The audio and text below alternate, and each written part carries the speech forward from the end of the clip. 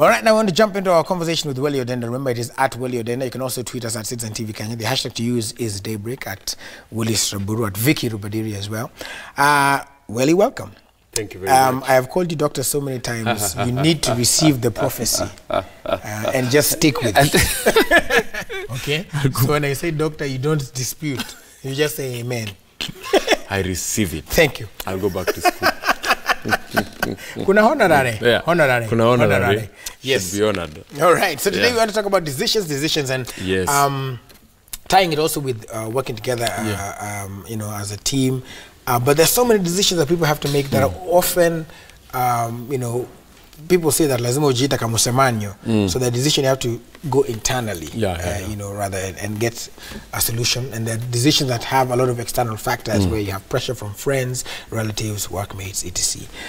So let's start there. Let's start about people who, and it's the most common one, where they get a lot of pressure on either getting to a job, leaving a job, etc. What are you supposed to be looking at when you're making such decisions? Let me first say that the reason why this is a very good and important topic is that there are normally many assumptions that people make about life, and the major and which is dangerous is that we actually don't know that we can only control our choices. We never control consequences. Those are controlled by other forces beyond us. When it comes to decisions, that is moving from choice to action. That's a decision. And when it comes to now considering how to make vital and important decisions, you have to be careful to avoid succumbing to the pressure to act on what is, I would say, good for the moment, but could be hazardous to the future. So you have to know, I have to be like, I always say I have to live in like two time frames, the present and the future. Is it good in the present and will it make me better in the future? Or is it good in the present, but I don't know how things will turn out in the future? Now, when you find you've got a lot of ambiguity and uncertainty, your mind is not going to cooperate, so that tells you need a little bit of skill. So the first thing you've got to know is the time value of the choice you're about to make.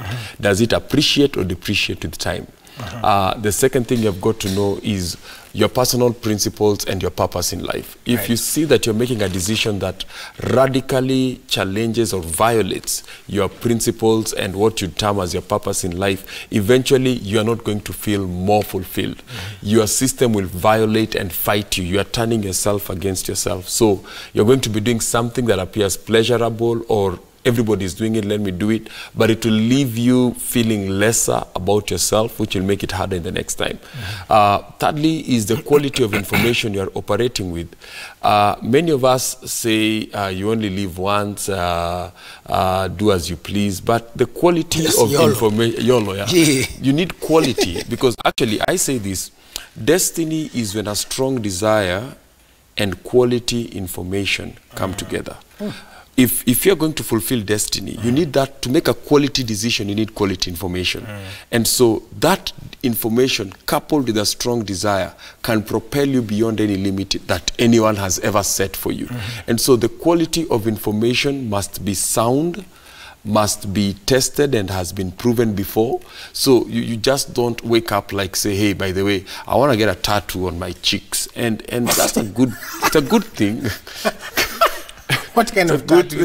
Those guys who put teardrop tattoos. So you come up with that. They look cool for a season, and then you ask yourself, I think I'm growing. When I grow older, will it appreciate in my value? It's something. It's a mark I'm putting on me that undoing it is not as easy as putting it up. Or I'm thinking of moving out of town, going to another country. Good decision, but the quality of information you have. Do you understand what it means to be an immigrant? If you're struggling, if you've just lived amongst your kind, do you know what it means to be an immigrant? What about, sorry, just to cut you short there, because I have some friends as well. One of them, anaitwa Kanini, alikuwa Ukambani. Na sasa tuseme Kanini kutoka Ukambani, anataka kutoka hapa, aende Uganda ama Somalia, for example. What is she supposed to be considering? Not Kanini Kega, MP. What do you consider? Because you know there's you have family here. You know it's better for you to be at home. Yet ukienda huko there is more money, more opportunities as well for you. So how do you balance that out to make a quality decision? Well, when it comes to maybe relocating and moving careers or moving areas in the wider sense, the first thing you've got to ask yourself is that, can I sustain both? Because if I'm not able to carry my entire family there, can I sustain myself there and my family here? If I don't think sustenance, I'm going to maybe see the opportunity and ask myself, is the opportunity big enough to be able to factor in my responsibilities of the people that I'm living here, and also provide for me a growth curve for my professional life, because it should be able to take care of that. And that means it has got to do with, can I sustain? Secondly, do I understand the culture of the place where I'm going? Do I know what they think of immigrants or people who are not from there locally? Do I understand their culture? We have seen severally on air where people relocated in search of a greener pasture, and the next thing we find is that they're actually like selling themselves into slavery. So do you understand the culture, the information that you're talking, quality information? You have to know, you may get a job, but do you understand this job you're going to work with people? So you have to look at culture, because people will define how best you work. They will define the work environment for you. So do I understand the culture of the people I'm going to get there? Do they think less of black people or tall people or people who come from a particular area? So you have to do, I actually say it takes background for battles. If you don't do good background, you're not going to be doing good in that battlefield. Thirdly, do I know, have I lived well in isolation? How do I function in isolation? Here when I'm bored, I call, hey Willis, uko wapi? Acha ni come to hang out. Now there there you're going to find it's not going to be easy to make such spontaneous decisions. So you're going to spend a lot of time alone before you form a body of friends and community around you. So how best do you function in isolation? There are people in isolation, they get depressed, they start having feelings of loneliness and turn against themselves. So if you're poor at such, you need to move with somebody, either get your younger brother or somebody you are close with and is willing to provide for you that emotional and psychological support. And then what are the costs and the means of escape should things go south? I can quickly say I'm living here, I've found an opportunity in Oman or wherever, but I may know how to get in, but getting out, what is the cost of getting out, not just getting in? I have to see what is my exit cost. If I don't have an exit cost, then probably I'm going to land myself in some trouble. I'm going to get stuck. Yep. All right. And also, I just want to remind you guys that you can talk to us using the hashtag Daybreak if you have any questions, some decisions you need some help with as well. The hashtag to use is Daybreak. And also our SMS lines are open as 22422. Hopefully we'll sample some of those comments as well. I like what the graphics team has done. I don't know if we can put it up there or we can show it here, but you see there's a dude at the background here with there it is. So that's basically representing too many options. And that's exactly what I wanted to talk about. How do you weigh or rather sift the options to make that, because you talked about having quality information, right? Some of these could be as a result, as an offshoot of, now I have all this information. What am I doing with this information? So that now I make a decision on where I'm going. So I have, maybe I've called Welly, I said, Welly, I have this situation, I need to do ABCD. Welly gives me his piece of advice. I call Mwashigadi.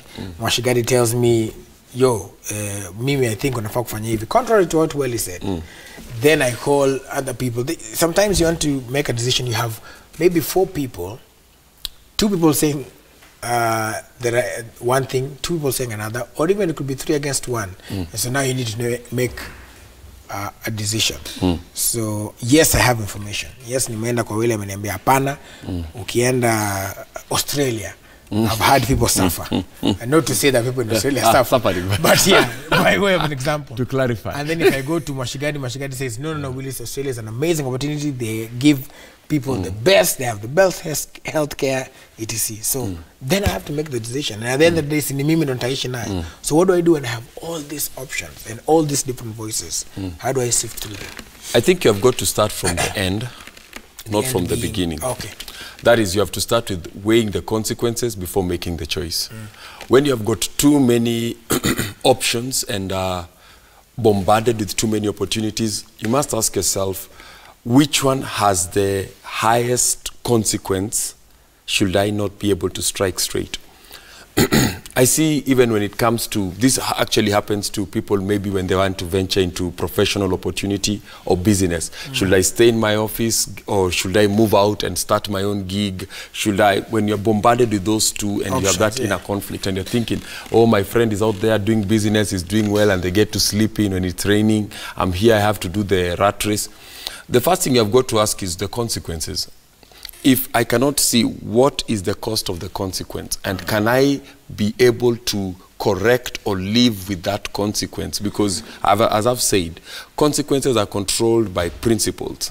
They're not controlled by choices. So you can easily make the choice, but you cannot control the consequence. So the first thing when you're surrounded like my brother here, he has got to ask himself, of all the 8 lanes, looking at my depth, and by depth I mean finances, by depth I mean responsibilities, by depth I mean experience, which of these decisions suits my depth, suits my capacity financially, so that should I jump in, I will not create a vacuum that will cost me the rest of my life, my entire savings, my entire everything. And so you have got to weigh in on that. So if you have 8 things that you need to do, I think you should begin with the one, they say high risk, high returns, but I think it's not just about high risk, high returns. Are you able to live with the cost of high risk? Not just the returns. Don't be lured by the returns. Before the returns, there is that tension of time, and that's why we say decisions begin with a time value.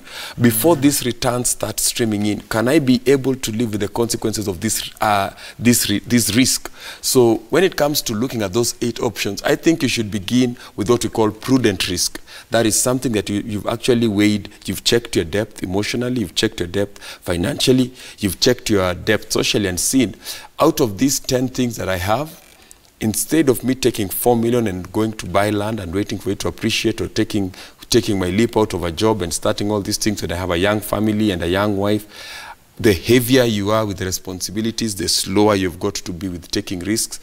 I have to see, with that factors in mind, I see looking at the weight that I have to carry, the depth that I have to carry, instead of putting 4 into 1, I'd rather split that 4 into 8. I'd rather say, hey, let $1 million go into security to safeguard me. I would rather start with 1, safeguard 3, and then work incrementally. But if I'm single, I'm living in my mom's house, my dad takes care of me, and I land into something big, my width is wider because the cost of my consequence, I'll just move back into my mom's house. I don't have bills, I don't have rent, I don't have children, I don't have a wife, I don't have dependents, so my threshold is higher, so I can move faster. But the more responsibilities you have, the more prudent, the more conscious you've got to be of the people who will be affected by these kind of decisions. Also, you've got to watch out for greed. Such kinds of people are actually bombarded with so many things because of greed. They are trying to be too much, too fast. So they are afraid of the slow path, and they are being lured by the ability to become bigger, faster. And so they're not improving their skills. And you have got to know this, that making decisions is about quality. And quality is skills. You have got to ask yourself, I want to start a butchery. I have heard this and this goes this way. Have I taken time to study it? Or is it just an opportunity without science? Do I know the science of this opportunity? So you have got to put those factors into place so that when you're making that decision, it will become more sensible. But if you're being moved by greed, you'll always be looking for like the guy who had a goose that was always laying golden eggs, but they could only lay 1 a day. So he figured, man, I'm tired. He slaughtered the goose and hoped that I'll open it up and be able to get rid of all the eggs, not knowing the goose only laid 1 egg. And so if you have 8 things like this, you've got to find 1 that you're going to channel your energy, you've got to channel your time, and as the one develops, then it will give you the ability to do the second one and the third one as you also develop as a person. Yeah. Let's break it down further, and as Pastor say, let's bring it home. Talk about job opportunities, right? Most people say Nairobi tulikuja kufanya nini? Kazi na kutafuta pesa. So therefore, let's say you have 3 job opportunities, right? And now it's people always the basic thing would be, okay, so fine, if I'm got company X, I'll get 400,000. Company Y, I'll get 600,000. Company Z, I'll get 800,000. On face value, it would seem that then company Y that gives me the most money is where I'm supposed to go. Is that always the case? It's not always the case. When it comes to looking actually for employment, exposure is more important than pay. That comes to decisioning. Wherever you are, which organization will give me the best exposure? That is, it will maximize me fully. Company Z may be giving me 800,000 minimal exposure. Should company, because organizations are like human beings, they are never always at their vim all through their life. They go through seasons. When they get to a place and they feel they no longer need your skill set, you can only trade with skills that you've acquired by exposure. That is what you're going to use in your job hunting in the next phase, or you're going to use to put yourself or pitch yourself out there. Now, I see especially young people seeking high-paying, somebody has just started, even leave alone just looking for jobs. Somebody has just started their anajita sijui MC Weli, and he hears so-and-so there charges 300,000 per show. The first thing he says then, Mr. Kikwangusha, industry chini, I'm charging 180,000. The guy stays at home the better part of the year because you're trying to be Mr. So-and-so, yet you don't know this so-and-so has had exposure over a long period of time. And what does exposure give you? Network. And that network becomes your net worth that you use to bargain. That is the first thing I've got to know. If I'm going to make decisions about such kind of organizations, I've got to see which one will give me the best exposure. Right. If I go for exposure, I'm building something that money cannot give me, and that's my net worth, which nobody can take away from me. So that is one, exposure. Secondly, which organization gives me a mentorship environment? If you work for a mentor and you work for somebody who is personally committed to make you a self-sustaining economic machine, you are better placed than self-sustaining economic machine. Yeah. I like it. You have to, if you find a mentor, what that does is that this mentor is buying you time in college. He's trying to cut you through and tell you, instead of going this way, this is how you approach your career. This is how you take opportunities. This is how you say yes to deals. This is how you negotiate. And apart from that, they add their weight around your CV. You can say, so-and-so is now willing to recommend me whenever I'm looking for opportunities. And so you always must look, will this person who I'm working for, I'm not just looking for pay, I'm also looking for mentorship. I'm looking for somebody who will help me be able to set up, start up, and get going. So it is important for that, not only exposure, but also mentorship. And then thirdly, the environment, the organization that I'm working for. If I'm being paid little money, and I'm not saying people who pay less create better environments. It's important. Yes. But I have to see what environment will I be working with. What's the culture of the organization I'm working in? If I'm going into an organization where there's a lot of people cutting and pinning one another, pulling each other and all these things, but you get to be paid, I'm going to get so engrossed in the cat fight in the office. I'm going to get so engrossed in the cat fight trying to legitimize myself because everybody is trying to get to the eye of the leader and the eye of the boss.